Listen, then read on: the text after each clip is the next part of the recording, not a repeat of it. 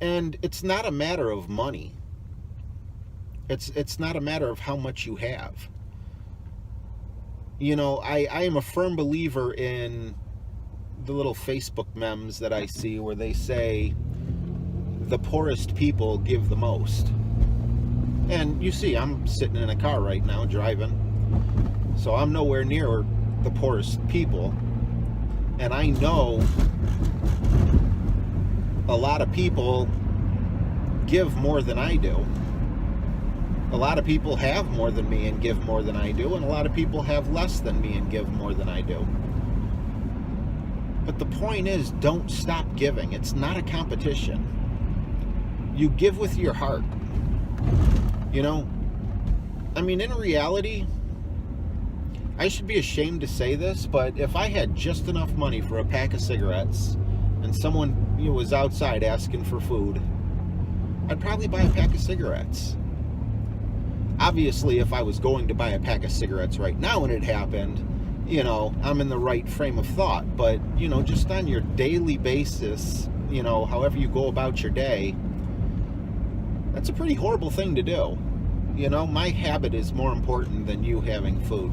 And even if you're scamming me, the way it was presented to me is I could have fed you, and I chose not to, because cigarettes are more important to me. My habit, my bad habit, something I don't even want to do. Is that loving your brother? And what did God mean by love your brother?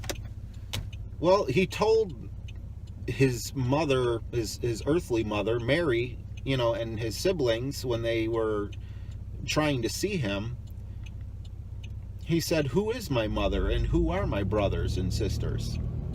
He said, "It's all of you. It's everyone here." So loving your brother, I have a brother, I have a sister. If they need help,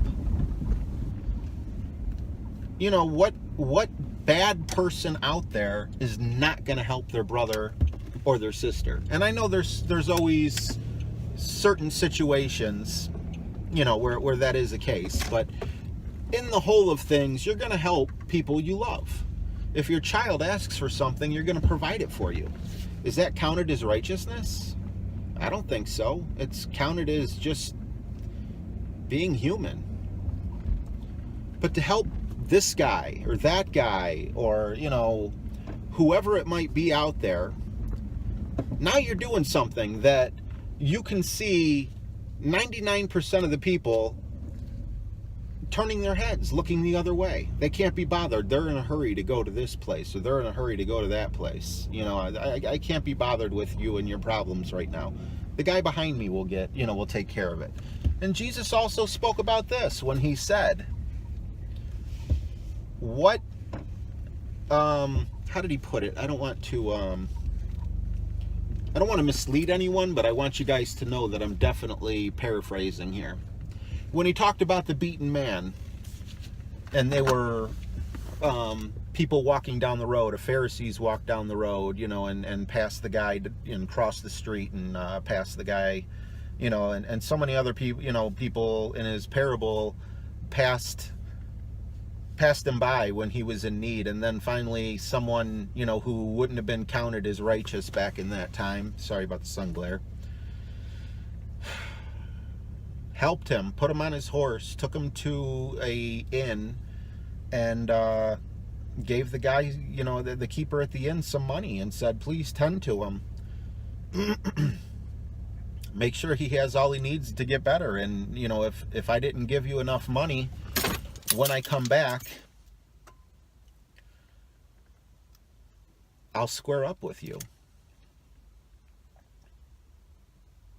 Are we matching up to the people Jesus speaks to in his parables? Are we trying to?